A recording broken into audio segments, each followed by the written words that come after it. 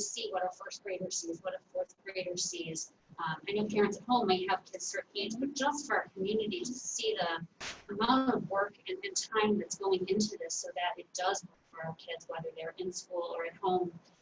It's really impressive what's happening, I believe, here at the elementary level. So thank you to all involved to get this off the ground and make it a learning experience from wherever kids are learning from at this time. Thank you very much for the comments. I'm extremely proud of our staff in all of our elementary buildings.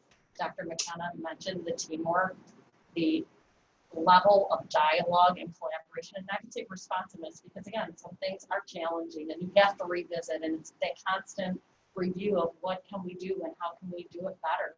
That's really what we're looking at. And I think in terms of showcasing, we're hoping not only to include in some of our district updates, but the newsletters are a wonderful way for the buildings to showcase the learning and the endeavors that our students are involved in from a variety of perspectives. So actually when Mr. Filipowski showed us the template, I about fell out of my chair because I thought, this is perfect. This is exactly what, and he can tell you because I did actually have that reaction.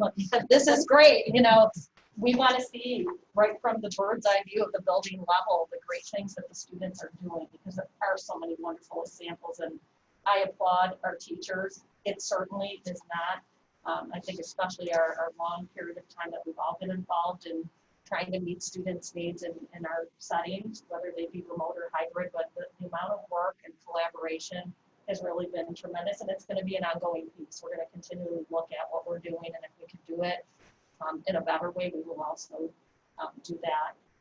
The one distinction I would make again is, you know, no matter where you're learning, there are going to be nuances to that particular setting. So for our remote learners, additional time had to be spent on how you navigate that from your home and what considerations you have. And from an in-person learning, it's around some of the measures that are in place. So there are differences, and some of that really had to be a natural outcome regarding the setting that the students were in. But when all is said and done, our goal is to provide a high quality experience no matter where the students are learning. And we are hoping to showcase lots of examples moving forward. Thank you, Dr. Whalen and Dr. Bowen and Mr. Bowen. Thank you for being with us this whole time. Is there anything that either of you want to add? I know you've sat your patient here this whole time. Is there any feedback that you want to give to the board about what's going on in your schools? I see Dr. You know not to give me an open microphone. 1 minute, sorry. I just want to say things are going very well, and I know my esteemed colleague Dr. Bowen will add on to some of my thoughts. Things are going well. We started off the year, we're working things out, we're troubleshooting as we go, and we're getting better each and every single day. Our students are engaged, both our fully remote students and our hybrid students when they're in school and at home. A huge thank you to all of our supportive parents. Parents have always played a critical role in the education of their children, now more than ever, and we are eternally grateful for them. And last and not least, our teachers' efforts are above and beyond. One thing in particular that is working very well is Wednesday afternoons at our schools. We have devoted for team coordination and collaboration. And it's really neat to go down a hallway and each classroom is, they are on the same page, almost at the same moment during the day. So it's a wonderful feeling to have a wonderful colleagues that are all focused on a common goal of doing the best with what we can and educating our sons and daughters. So thank you so much. It is a great privilege and an awesome responsibility, and couldn't be more thrilled. Thank you.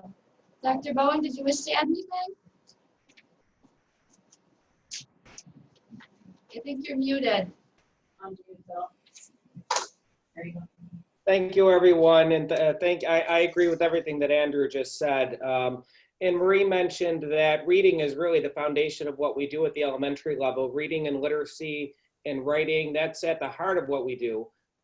So last year, I remember we visited the board and we presented to you on the Readers and Writers Workshop model that we're using in the district. And I think that it's important to note that Teachers College custom designed a literacy program for us that takes into account this model. So students are receiving the workshop in person. The A group would be Monday and Tuesday, And then on the days that they're at home, Teachers College has created for us video recorded mini lessons to continue the learning on the at-home days.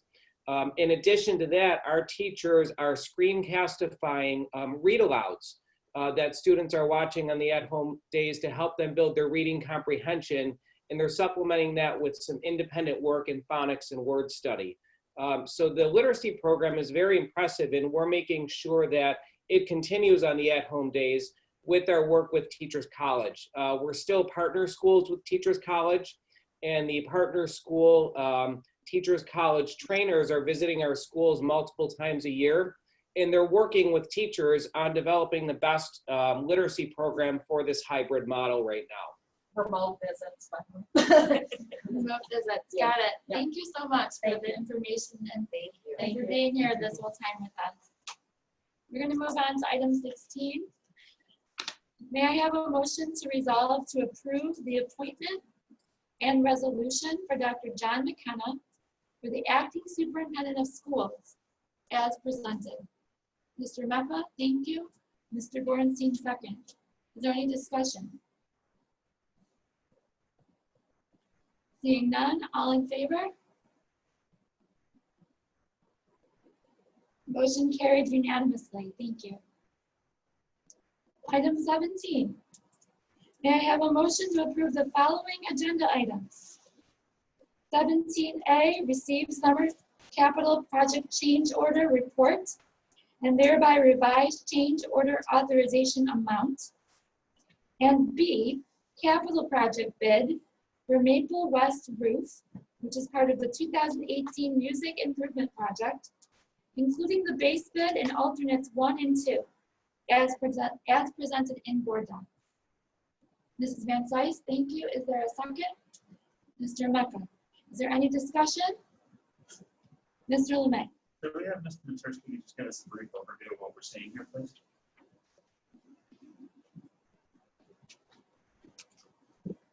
Sure.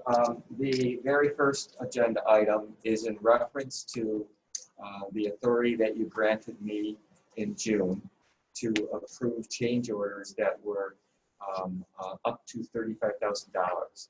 Over the summer, as you know, we have a board meeting in July, usually one of the first days in July, and the next meeting is not until about the second week in August. The ability to do a little higher change order authority allows us to keep projects moving forward on our schedule. If that were not in place, it would, in many situations, result in us reducing our schedule and increasing the timeline to completion. So the change orders that you're seeing there are the culmination of what was approved this past summer. You'll notice that there were 3 major change orders there that were deduct change orders. Those change orders were for the removal of completing the non-slip coating on the roofs that were at Transit Middle School, and then the additions for the high school music wings. That was not necessary to put on the entire roof, so that resulted in a major savings. We have added them to the walkway areas that would be needed to do any servicing of the mechanical units that are on top. So aside from that, the net increase is about $16,000 over the course of the summer on those change orders. The second item is revolved around the rebidding of the Maple West roof. The Maple West roof was bid initially with the entire music project in December. And when that number came in, it was approximately $2.8 million, which was basically at our budget number. But we decided that we did not want to approve it at that time because we had not begun construction on the additions. And there's a history of rock, especially at South High School. You all who were here for the athletic fields know what that means. And in addition, this school district has had unsuitable soils at many of our other schools, which require an undercut, and that can be quite expensive also. So to preserve the budget, we did not approve that, that bid back in January. We rebid it now. We utilized what would be the optimal bid timeline, which was bidding it in September. And as you can see from the results, it was $410,000 under the prior bid. So we're in a very good, sound fiscal situation when it comes to that. And it will allow us to complete the Maple West route completely, which is what we wanted to do from the outset. Thank you, Mr. Matusky. Thank you. On the motion, all in favor, please? Opposed, abstentions, motion carried unanimously. Item 18, there are no matters to discuss under special needs and student activities. Does anyone have a request for matter to discuss under committee of the whole? Ms. Gathmer-Zach-Bogner? Yeah, I just, a quick thing, and I don't even know if it's really appropriate for committee of the whole, so I apologize if it's not, but I am the special education PTSA liaison for the board, and they have not had a meeting yet, and I just wanted to mention their upcoming events because they are open to the entire district, the entire school community. So on Sunday, October 18th, this Sunday, they're having their support and networking event. And that's for anyone that's interested in special education or gifted programming services. They are going to be actually having a in location at Cheesy Chick Cafe in Williamsville, but they will also be holding it virtually for those who prefer to attend that way. And then on Thursday, October 22nd, they'll be having their membership meeting at 6:30 p.m. And then following that meeting at 7 p.m., they're having a presentation on improving social interactions. And that's with one of our district's speech language pathologists, Grace Sokolowski. And they are going to be talking about common social skill needs across students, tools to help students feel more socially comfortable, and how to reinforce skills within and outside of the academic setting. So I just wanted to share that information with those watching. And yes, that is going to be virtual. They will be doing that via webinar. Thank you so much. I just have a request that I thought of when Dr. Balin was speaking. We were talking about, involving our stakeholders in the conversation. And with us having our community forum this Saturday, I was wondering if once the flyer comes out tomorrow, if our participation in government teachers could receive that flyer so that they could share it with their students. I know that when I had a high school senior a few years ago, I was able to connect with her government teacher and share it with her directly. And she did spend a great deal of time speaking to the class about the role of the board. Because I know it's difficult for our participation in government kiddos to get out there and do the community service and participate in the things that are part of the requirements. So this might be a way for them to earn some credit if they can show up at the virtual forum this Saturday. And it's also an opportunity to hear from our students. That would be wonderful. Perfect. We're going to get that ready for you tomorrow. Because, we definitely want to hear from our students. We just want to make sure that we're hearing from our students in an appropriate venue.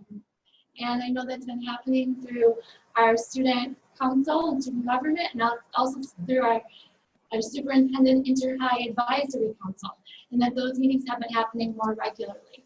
So please know that we absolutely, as the board, want to hear from our students. I also just want to respond to our student that called in earlier, because George asked he asked a question about if the guidelines are loosened, will they be able to return to school? And I don't know if you want to speak to that. I think that our opinion would be we have to wait to see what the guidelines are from the state. The reason why kids aren't able to do it right now is because of the social distancing requirements. Right.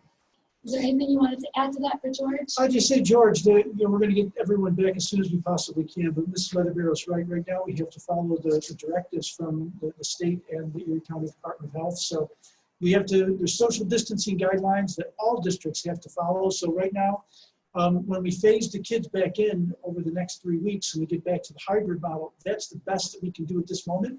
But as soon as we're able to start moving kids back, I can tell you we will absolutely do that as soon as the regulations allow us to do so.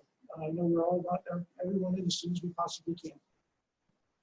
Thank you, Dr. McConna. Moving on to correspondence, Mrs. Van Sice already brought up that we did receive an email correspondence from a student requesting that an African studies class be considered. So thank you for sharing a little bit about some of that. Is there any additional correspondence that anyone wants to discuss?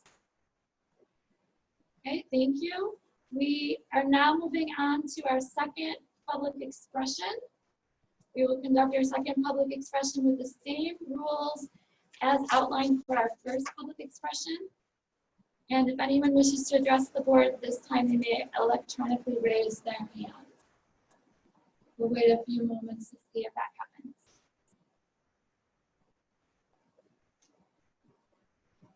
Right, we don't see any. Wait a few more seconds. Great, thank you. We do not need a second executive session. Our next board meeting is scheduled for November 10th. Is there a motion to adjourn the regular board meeting? Mr. Mecca, thank you. Mrs. Van Sice, second. Is there any discussion? Seeing none, all in favor? Motion carried unanimously. Thank you. Stay safe, be well, and everyone.